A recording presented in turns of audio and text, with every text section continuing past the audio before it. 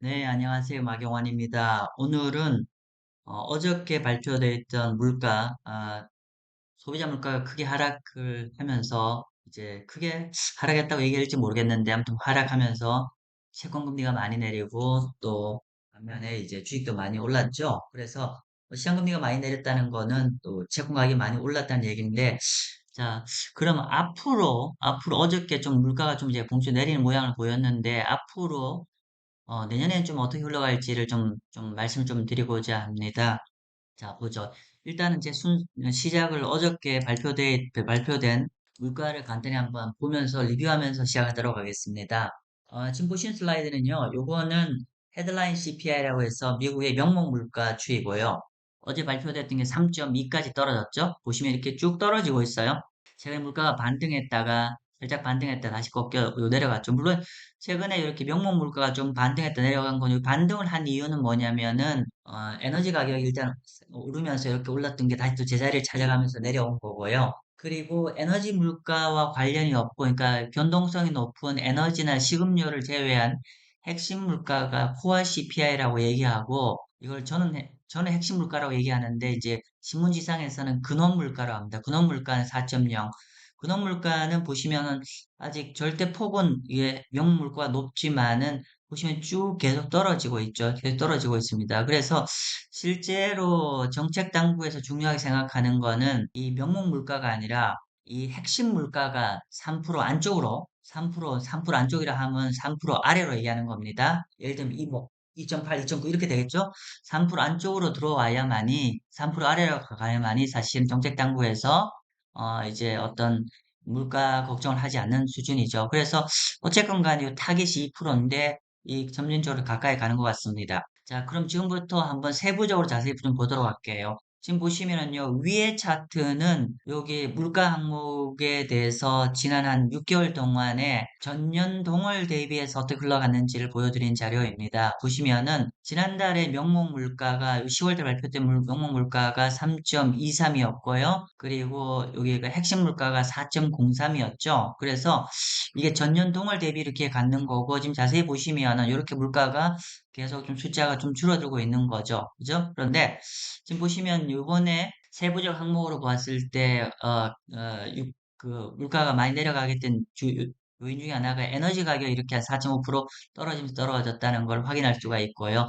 그래서 전반적으로 이렇게 보시면은 전년 동월 대비해서 계속 좀 떨어진 페이스를 확인할 수가 있고요. 근데 사실은 이제 전년 동월 대비이기 때문에 전년 동월 대비 데이터 같은 경우는 좀 작년에 작년 이맘때의 어떤 상황에 따라서 기저효과가 발생하기 때문에 물가의 어떤 추세를 좀 정확하게 읽어내는 데에는 다소 좀 애로가 있습니다. 그러면 여기에 보셔야 될 게 뭐냐면은 전월 대비해서 지난달 대비해서 물가가 어떻게 움직였는지를 보시는 것도 물가 흐름을 파악하는데 굉장히 도움이 되실 겁니다. 자, 그랬더니만 핵심 물가는, 그러니까 헤드라인 물가, 명목 물가는 전년 동월 대비해서 물가가 빠졌네요. 전월과 비슷한 레벨인 정확하게는 0.04% 빠졌고요. 그리고 핵심 물가는 0.18 정도 빠졌습니다. 정리를 하면은 헤드라인 CPI는 거의 제로 정도였고, 코어는 전월 대비 0.18 정도 올랐는데, 자세히 볼게요. 자세히 보니까, 역시나 전월 대비해서 에너지 가격이 많이 좀 빠졌고요. 에너지 가격이 많이 좀 빠졌고, 여기 에듀케이션, 커뮤니케이션 뭐 이런 게 좀 빠졌어요. 트랜스포테이션, 어페럴 이렇게 빠졌어요. 그리고 또 중요한 거 하우징. 하우징 보시면 하우징이 이게 주거 부분이잖아요. 주거 부분이 지금 사실은 그동안 이제 가장 물가를 중장기적으로 영어로 스티키, 즉 물가가 끈적끈적하게 물가가 내려가지 않게 만드는 가장 중요한 요인이 하우징인데 아직은 절대적으로 전년 동월 대비 아직 이렇게 높은 레벨이 한 5% 정도 이상 높은 레벨인데 전월 대비해서 보통 계속 이렇게 그 페이스에서 떨어지고 있는 거를 저희는 특히나 이번 달 많이 떨어졌어요. 전월 대비해서. 그래서 이렇게 되었다는 걸 말씀 좀 드리고요. 자, 그러면 월간 베이스로 보면은 헤드라인 물가가 전월 대비해서 거의 살짝 감소했고 핵심 물가 기준으로 전월 대비 0.18 증가했는데 그러면 우리의 목표가 뭐죠? 우리의 목표라고 하면 미 연준의 목표가 물가가 2% 수준까지 도달해야만이 이제 본격적으로 이제 그 긴축 정책, 금리 인상 정책을 폐기를 하고 본격적으로 금리 인하 쪽을 하겠다고 얘기를 하는 건데, 그러면 결국 언제 정도의 현재 페이스면은 언제 정도의 이런 2% 타겟 물가에 도달할 것이냐, 미국이. 그죠? 자, 한번 볼게요. 지금 헤드라인이 마이너스 0.04이고 코어 CPI 0.18인데 한번 추정해 볼게요. 지금 이 자료는 뭐냐면은 요거는 현재까지의 미국의 그 CPI, 전년 동업의 CPI 추이인데, CPI 추이인데, 만약에 이 가정을 몇 개를 한 거예요. 첫 번째는 어떤 거냐면은, 요 검정 색깔은 어떤 거냐면은, 방금 여기 보시면, 요 전달이, 우리 이번 달이 0.04잖아요. 그러니까 이 페이스가 약간 더 좀 가속화돼서 마이너스 0.1 정도로 간다고 하면은, 살짝 이렇게 빠지는 국면으로 우리가 만약 물가가 계속 전월 대비해서 요런 페이스로 간다고 하면은 한 석 달 뒤에 내년 2월 달 정도에 물가가 2% 목표 연준 목표에 도달한다는 얘기고요. 그리고 여기 노란 색깔은 뭐냐면은 전월 대비해서 그냥 0 플랫하는 정도 물가 수준일 때 이거 보시면 지금 현재 보시면은 0.04니까 지금 현 마이너스 0.04였으니까 거의 약간 플랫하고 플랫과 마이너스 1%, 그러니까 플랫과 마이너스 0.1 사이잖아요. 플랫한다고 해서 하면은 내년 3월 달 정도에 타겟 2% 이제 CPI가 내년 한 2월, 3월 달 정도면은 이 페이스로 가면은 내년 3월 정도에 타겟 물가인 2%까지 도달할 수가 있다는 거죠. 즉 현재 이번 달 10월 달 CPI의 이 추세가 유지가 된다고 하면은 전월 대비 추세가 유지가 된다고 하면 내년 한 2, 3월, 한 3월 정도면 타겟 인플레이션 레벨인 2%에 도달할 수가 있다는 거고요. 그리고 그게 아니라 그보다는 그래도 예를 들면은 9월 달이 0.25가 2오고 이번 달이 마이너스 0.04인데 이번 달이 너무 전달 대비해서 과도하게 빠졌다고 생각하면 예를 들면 한 중간 정도 이렇게 보면 둔화는 되고 있는데 중간 정도로 하면 한 0.1 정도 플러스 0.1 정도 로 다시 좀 회귀할 개연성도 있지 않아요? 만약에 그 정도 페이스로 물가가 전월 대비 0.1 정도 증가하는 페이스로 계속 물가가 움직인다고 하면은 언제냐면 내년 한 6월 정도에 연준의 타겟인 2% 금리에 도달했다고 볼 수가 있을 거예요. 그래서 내년 6월 정도에 2% 물가 수준에 도달을 할 것이고요.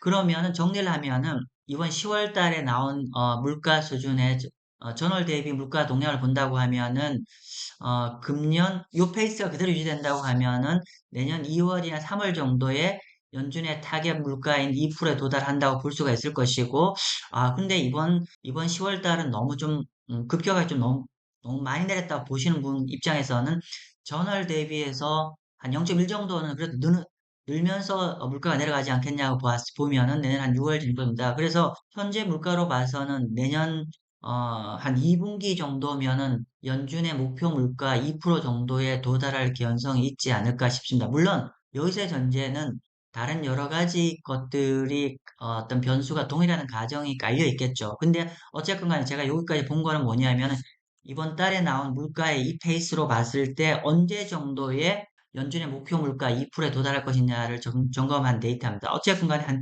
2분기, 이 정도면 2분기 정도에 도달할 거라고, 그러니까 단순하게 산술적으로 계산한 거고요. 그냥 요거는 그냥 추세를 분석을 한 거고요. 지금부터는 우리가 이건 방금 이제 명목 물가 CPR 얘기한 거고, 사실은 연준에서 또 하나 더 중요하게 생각하는 거는 핵심 물가잖아요. 핵심 물가를 지금부터 좀 설명을 하고자 하는데, 결론은 제가 핵심 물가 앞으로 잘 잡힐 거다. 사실은 연준에서 보는 거는 우리 일반인들은 핵심 CPI라고 얘기하지만 연준에서 보는 거는 핵심 PC이라고 하죠. Personal Consumption Expenditure로 해서 개인 소비 지출이라고 합니다. 근데 이거는 상당 부분 핵심 CPI하고 좀 같이 움직인다고 보시면 될 것 같은데요. 제가 그래서 연준에서 직접 물가를 볼 때 가장 중요하게 생각하는 핵심 PC를 가지고 설명을 좀 드리고자 합니다. 자, 연준에서는 PC가 2% 정도 타겟이 되면은 정책을 이제 완화 쪽으로 이제 공적으로 도전을 한다고 하는 거 있는데 목표 물가인데 핵심 PC도 지금 여기 보시면 한 3%대 중후반 정도 지금 현재 이렇게 와 있습니다. 자, 그런데 재밌는 거는 이 연준의 물가를 조금은 더 전문적으로 분석을 해볼게요. 뭐냐면은 연준의 물가, 그러니까 여기 PC 개인 소비 지출을 크게 두 가지로 나눌 수 있을 거예요. 하나는 시클리컬, 이거는 이제 경기에 민감해서 물가가 움직이는 부분으로 한 축을 나눌 수 있고요. 두 번째는 경기와는 크게 민감 없고 산업의 구조적인 영향으로 받는 이제 물가 어떤 부분을 나눠 봤을 때 지금 acyclical, 즉 경기와 관계없이 산업의 구조적인 어떤 이슈로 물가가 움직이는 것 같은 경우는 이미 그 보시면 놀랍게도 이미 2%까지 도달했습니다. 이미 그러니까 경기와 관계없는 물가들은 굉장히 이미 많이 내려와서 이미 2%까지 내려왔고요.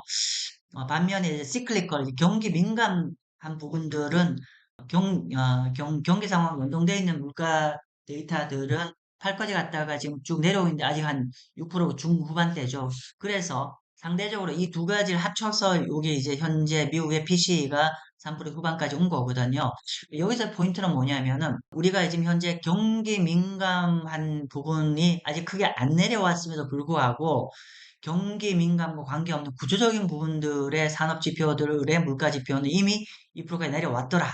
그런 얘기고요.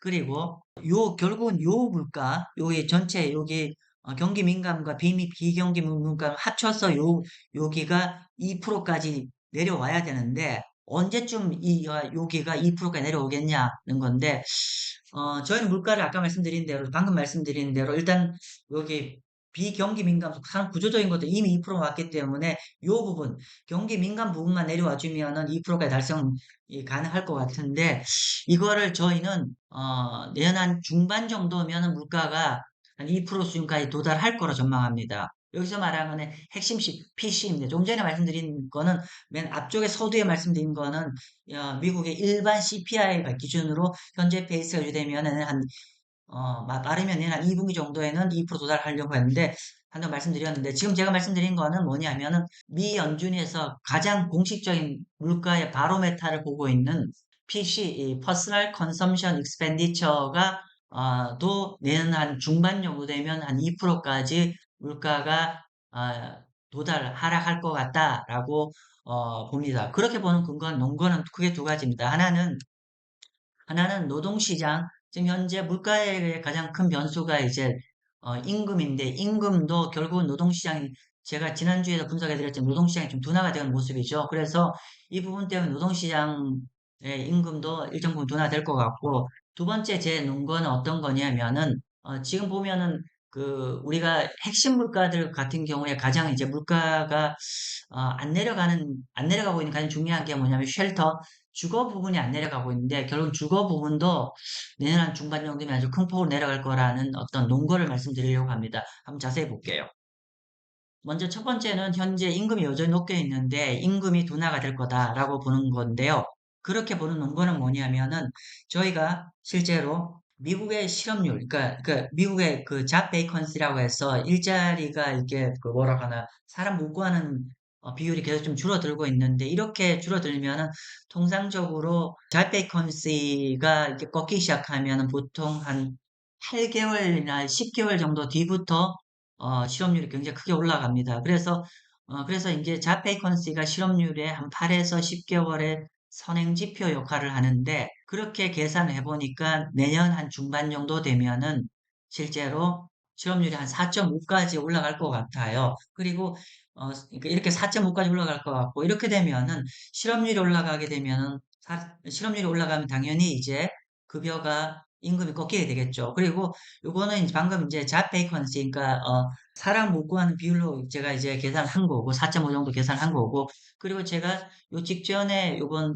10월 달에 그 실업률 지표를 갖고 말씀드렸잖아요. 그죠? 실업률 지표를 말씀드리면서 이전에 이제 저점이 3.4에서 이번 실업률이 3.9까지 가서 지금 이제 실업률이 추세적으로 지금 올라갈 거라고 그래서 한두 달 계속 이렇게 3.9에서 4% 넘어가면 추세적으로 실업률이 둔화될 가능성이 있다고 말씀드렸는데 앞장의 슬라이드와 합쳐본다고 하면은 저희가 보기에는 내년 한 중후반 정도 되면 실업률이 한 4.5까지 갈 것 같고 그렇다고 하면 결국 임금은 잡힐 수밖에 없을 것 같고요. 그래서 임금 부분은 그렇게 안정화될 것 같고 두 번째 파트는 뭐냐면 주거 부분입니다. 주거 부분인데 지금 여기 보시면 미국의 핵심 CPI에서 보시면은 주거 부분을 제외한 그러니까 우리가 아직 핵심 CPI 같은 경우는 지금 보면 여전히 아직 4%인데 이렇게 4%인데 이거를 주거 부분과 비주거 부분을 나눈다고 했을 때 비주거 부분의 핵심 CPI의 현재 물가는 이미 2%가 있습니다. 이미 2%가 내려왔습니다. 핵심 CPI에서 쉘터 부분이 차지하는 비중이 34%거든요. 근데 지금 아직 쉘터 부분, 주거 부분이 아직 6%대다 보니까 전체가 아직 4%밖에 안 떨어졌는데 만약에 이렇게 주거 부분을 제외한다고 하면 이미 한 2%까지 떨어졌죠. 그러면 결국은 향후에 미국 물가를 얘기할 때 가장 중요한 변수가 뭐냐면은 주거 부분이 떨어지면 미국의 목표 물가 2%는 쉽게 달성이 되겠죠. 그래서 주거 부분 어떨지에 대한 전망이에요. 그래서 제가 개인적으로 미국 쉘터 주거비 부분을 뭐 제 개인적으로 전망을 해서는 안 되는 거잖아요. 그죠? 그래서 제가 어떤 자료를 가져왔냐면 최근에 미국의 샌프란시스코 연준에서 쉘터 부분, 주거 부분이 하도 계속 관건이어서 이 샌프란시스코 연준에서 이렇게 쉘터 인플레이션 앞으로 어떻게 될지에 대한 것들을 조사를 해서 주거비 예측 모델을 계산해서 최근에 발표를 했습니다. 그래서 여기 보시면 빨간, 노란색을 했죠. 이 모델은 향후에 쉘터 부분의 인플레이션이 큰 폭으로, 그러니까 향후 18개월 동안에 아주 큰 폭으로 주거 부분의 인플레이션이 둔화될 거라고 얘기를 했습니다. 무슨 말이냐면은 이게 결국은 이제 이 금리가 높은 것, 금리가 고금리가 된 게 결국 부동산 시장에 영향을 미치면서 결국 주거 부분의 인플레이션이 향후 18개월 동안 큰 폭으로 떨어진다고 라고 예측했는데요. 이게 언제 예측한 거냐면은 이 모델이 언제 발표됐냐면 지난 8월 달에 발표됐어요. 그렇다고 하면은 8월이면은 결론적으로 2024년 전망이 될 텐데요. 그죠? 실제로 자세히 보십시오. 이때 8월 달에 발표한 거 이렇게 됐어요. 이게 향후 18개월 동안 쭉 전망치인데 놀랍게도 샌프란시스코 연준의 주거금리 예측 모델에 의하면은 내년 여름 정도, 24년 여름 정도에는 주거 부분 상승이 이제 더 이상 하지 않는다. 그러니까 거의 제로고 또 상황에 따라서는 내년 중반 이후부터는 그 여름이죠. 내년 썸머부터는 주거비가 네거티브로 갈 여지도 있다. 라고 보고요. 우리가 뭐 너무 공격적으로 볼 필요는 없으니까 적어도 샌프란시스코 연준에서 예측한 주거 부분 모델로 본다고 하면은 내년 여름 정도에는 주거비 상승이 이제 거의 제로 수준이 갈 것 같다. 자, 만약에 이렇게 공신력 있는 샌프란시스코 연준이 이렇게 주거비를 예측을 했는데 만약에 이렇게 되면 어떻게 되냐면은 지금 이미 핵심 물가에서 얘들을, 그러니까 그 주거비를 제외하면 벌써 2%에 와 있거든요. 근데 현재 가장 큰 이제 그동안 안 빠졌던 이 쉘터마저도 내년 여름 정도에 한 2% 정도까지 이 예측대로 간다고 하면 이렇게 되겠죠. 즉, 내년, 내년에 중반 정도 되면 전체 핵심 물가가 이미 0%까지, 그러니까 2%까지는 갈 여지가 있고, 뭐 극단적 얘기입니다만은 한 2%까지 걸고 모델의 샌프란시스코 연준 모델에 의하면요 결국 이렇게 쉘터 부분이 아직 이렇게 거의 한 7% 육박하게 있는데 결국은 이 코어 CPI가 쉘터가 이렇게 떨어지면은 주거비가 여름 정도에 이렇게 똔똔 정도 온다고 하면은 쉘터 부분도 굉장히 급격하게 떨어질 여지가 있다. 그러니까 좀 말이 좀 실수를 했네요.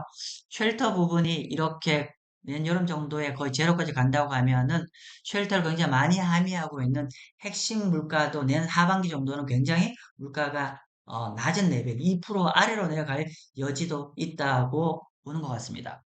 자, 좀 제가 좀 길게 얘기했는데요. 결론은 여러 가지로 이제 지금 노동시장이 굉장히 좀 본격적으로 쿨링될 여지가 있고 그러면은 결국 물가의 가장 그동안 중요한 이슈였던 인건비도 내년 부분 일정 부분 꽤 이제 쿨링이 될 것 같고 두 번째로 또 미국 핵심 CPI에서 가장 중요한 이슈였던 주거 부분도 방금 샌프란시스코 연준의 모델에 의하면은 내년 여름 정도는 거의 제로 정도 떨어질 거로 예상을 하고 있고 이렇게 된다고 하면 내년 중반 정도는 충분히 핵심 물가 기준으로 한 2% 정도 수준이 올 여지도 있고 상황에 따라서는 더 내려갈 여지도 있다. 왜? 결국 이 주거 부분은 결국은 이제 금리가 이렇게 많이 올라간 게 결국은 부동산 시장에 중장기적인 영향을 미칠 수밖에 없게 되면 그런 겁니다. 자, 그러면 결론적으로 현재 요번에 물가 좀 내려와서 금리 조금 내렸는데 한 1년 정도 본다고 하면 결국 핵심 물가 부분이 이렇게 한 2% 정도 수렴한다고 하면은 전체적 금리는 더 내려갈 수가 있고 그러면 여러분들 뭘 해야 된다? 채권을 투자를 하셔야 된다는 얘기입니다. 결국 채권 가격이 앞으로 더 올라갈 한 1년 본다 하면 충분히 물가가 안정적으로 갈 여지가 높고 또 경제는 계속 둔화될 여지가 높기 때문에 채권 매력적인 상황인 것 같습니다. 네, 여기서 마치도록 하겠습니다. 감사합니다.